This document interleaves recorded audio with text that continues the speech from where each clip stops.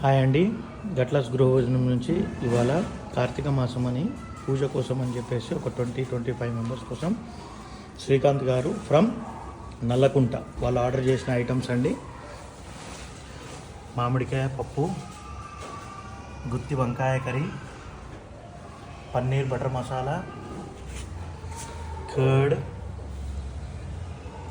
Kofta curry, veg kofta curry, chilli paneer, tomato రోటి పచ్చడి, fryums, veg biryani, వాళ్ళు ఇంకా fruit custard and gulab jam కూడా ఆర్డర్ చేశారండి.